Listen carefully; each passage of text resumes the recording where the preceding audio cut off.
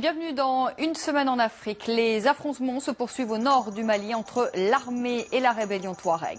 Caroline Dumais nous emmènera au Nigeria dans un camp où on trouvait refuge des musulmans. Ils ont été attaqués par des chrétiens. Vous entendrez leur témoignage. Et puis une Coupe d'Afrique des Nations pleine de surprises. La Zambie va en finale. Elle affrontera la Côte d'Ivoire. C'est ce dimanche.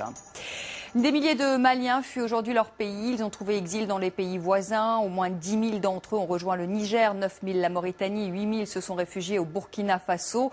Cela fait un mois maintenant que les affrontements ont repris dans le nord du Mali entre l'armée et la rébellion Touareg. Des Touaregs qui reviennent armés de Libye. Ils étaient quelques centaines, peut-être un millier. Pendant des mois, ils ont combattu auprès du guide libyen. On les appelle les Touaregs de Kadhafi.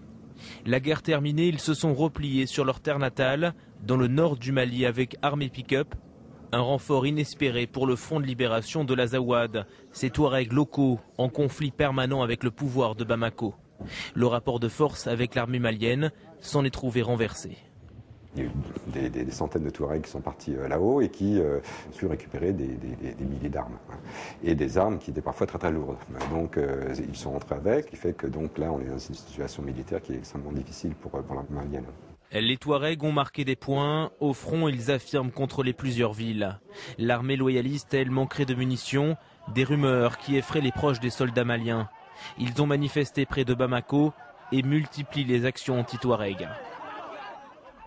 Il y a eu des groupes de gens particulièrement surexcités qui ont commencé à attaquer des maisons civiles, des maisons de gens qui n'avaient rien à voir avec le MNLA, qui n'étaient pas dans la rébellion. Actuellement à Bamako, il y a presque plus de Touaregs ou de morts, parce que c'est au faciès qu'on attaque les gens. Un amalgame dénoncé par le président Touré qui appelle au calme. Ceux qui ont attaqué certaines casernes militaires et localités du Nord ne doivent pas être confondus avec nos autres compatriotes,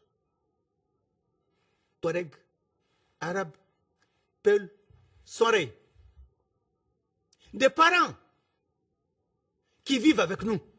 L'affrontement entre l'armée malienne et les Touaregs ne date pas d'hier.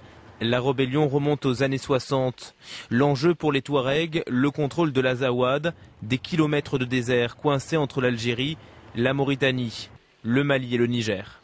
Écoutez, déjà, c'est pour récupérer notre territoire qui a été créé, aujourd'hui qu'on voit qui est secoué. Il n'a pas été confisqué, votre territoire? Si, il a été confisqué par l'État malien parce que l'État malien a créé toutes les conditions d'insécurité dans cette région. Une instabilité entretenue par la présence de cellules d'AQMI. La guerre dans le nord du Mali marque les derniers jours au pouvoir d'Amadou Toumani Touré. En avril prochain, le chef de l'État laissera sa place, à moins que la situation ne se dégrade un peu plus et ne menace la tenue de l'élection présidentielle.